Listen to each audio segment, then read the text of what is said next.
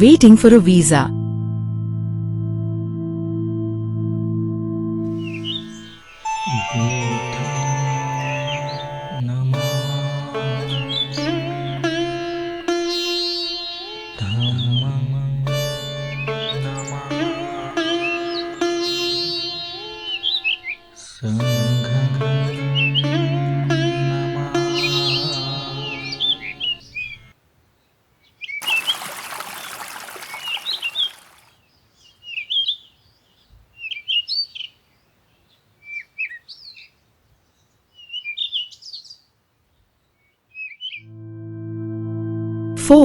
In the year 1934, some of my co-workers in the movement of the depressed classes expressed a desire to go on a sightseeing tour if I agreed to join them. I agreed.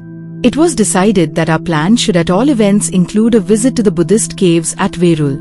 It was arranged that I should go to Nasik and the party should join me at Nasik. To go to Verul we had to go to Aurangabad. Aurangabad is a town in the Mohammedan State of Hyderabad and is included in the dominion of His Exalted Highness, the Nisam. On the way to Aurangabad we had first to pass another town called Daulatabad, which is also in the Hyderabad State.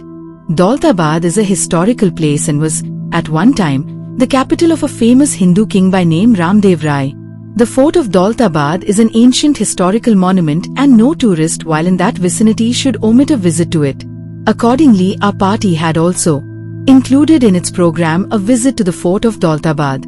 We hired some buses and touring cars. We were about 30 in number. We started from Nasik to Yeola as Yeola is on the way to Aurangabad. Our tour program had not been announced and quite deliberately. We wanted to travel incognito in order to avoid difficulties which an untouchable tourist has to face in outlying parts of the country. We had informed our people at those centers only at which we had decided to halt. Accordingly, on the way although we passed many villages in the Nisam state, none of our people had come to meet us. It was naturally different at Daulatabad.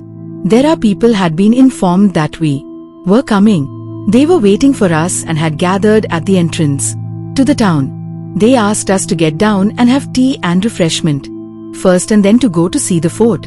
We did not agree to their proposal. We wanted tea very badly, but we wanted sufficient time to see the fort before it was dusk. We therefore left for the fort and told our people that we would take tea on our return. Accordingly, we told our drivers to move on and within a few minutes we were at the gate of the fort. The month was Ramzan, the month of fast for the Mohammedans. Just outside the gate of the fort there is a small tank of water full to brim. There's all around a wide stone pavement.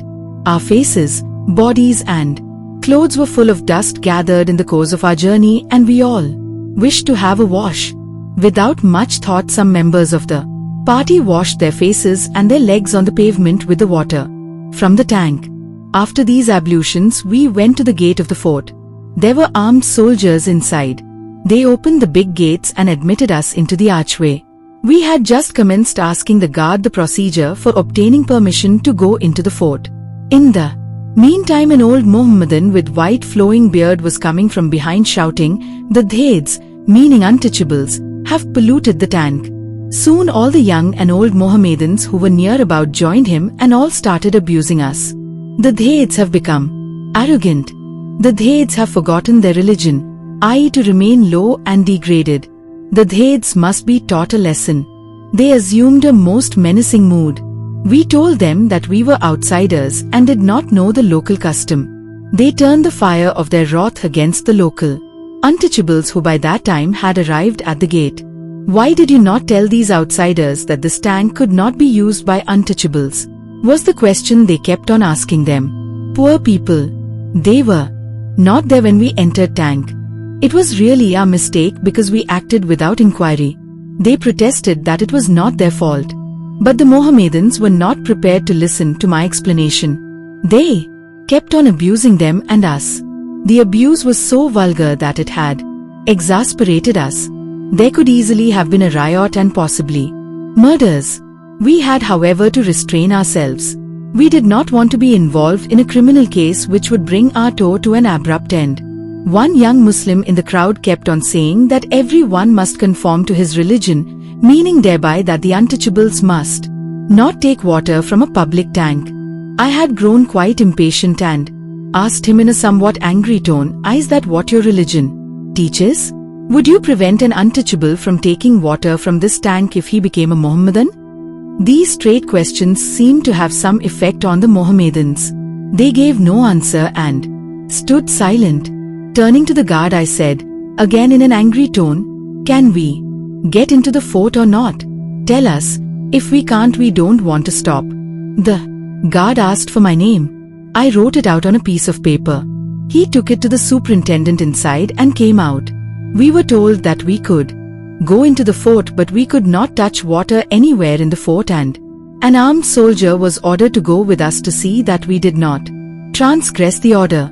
I gave one instance to show that a person who is an untouchable to a Hindu is also an untouchable to a Parsi. This will show that person who is an untouchable to a Hindu is also an untouchable to a Mohammedan.